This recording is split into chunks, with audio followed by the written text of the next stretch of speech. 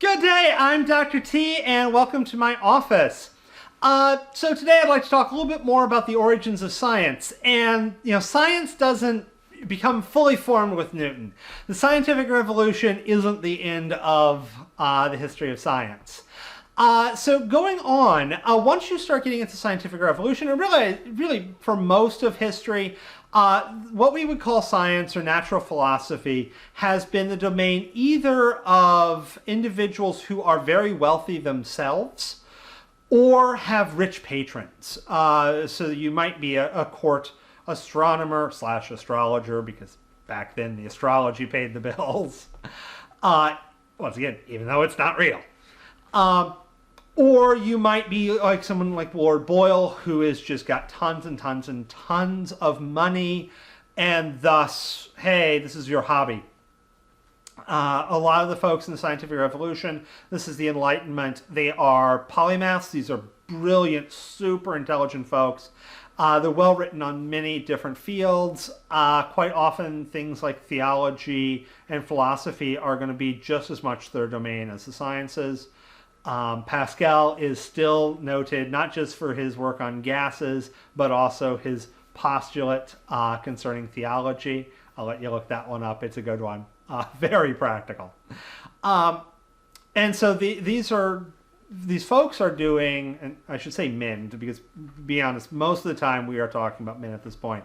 Women are making important contributions, but social standards, social norms are such that she's going to have to be pretty impressive to be able to get above the just general sexism of the day.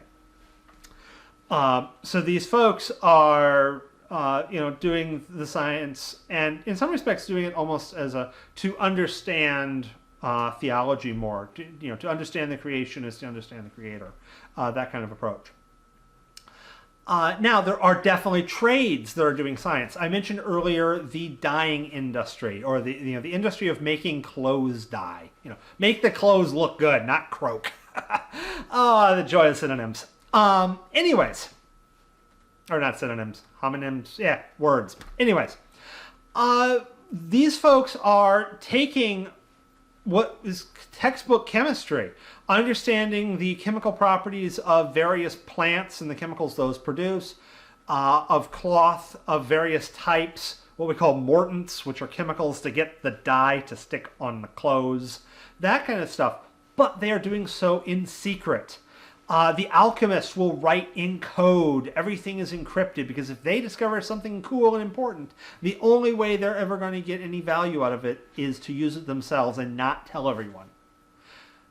Incomes, once we start moving into the 18th century, actually a little bit beforehand, but 17th to 18th century, we're starting to get into this motif and this idea of patents, intellectual property law. It slowly develops around, developed societies. And the idea here is that if I discover something cool, I should be able to tell the world, but in doing so, I'm not sacrificing my ability to make money off of it. So if I am a dyer and I am making a new blue dye, then I can patent my blue dye. I can tell the world, here's how I make my new blue dye. If you want to make this blue dye, though, you got to give me a cut. And that way, one, I can make far more money than I would just simply do by making really nice blue thread. But also, now everyone gets the access to this blue thread. And eventually, the patent goes away.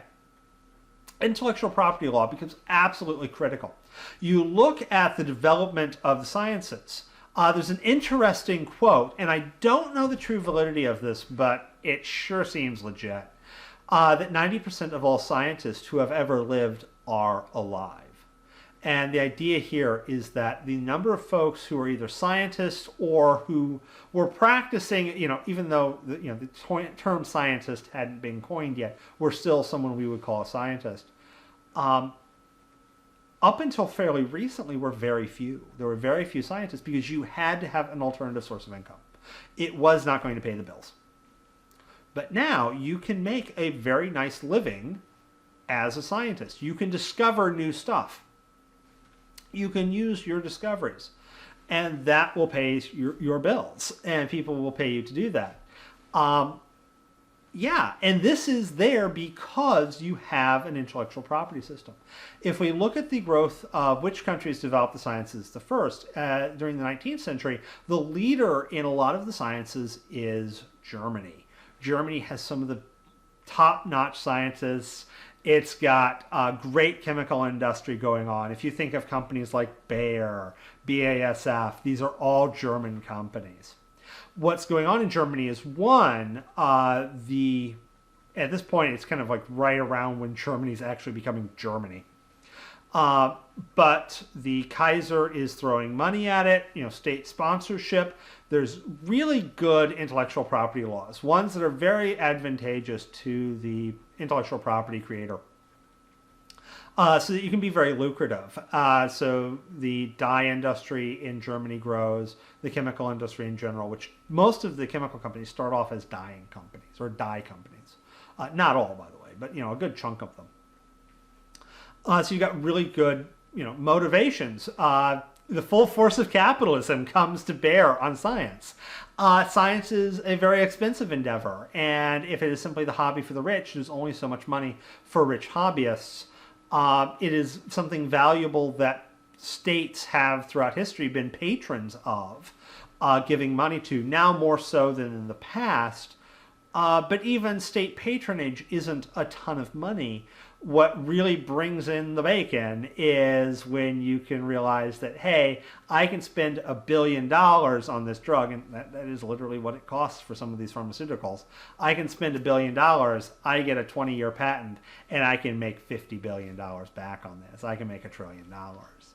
So I can make this great, 50, 100, 1,000 times return on my investment.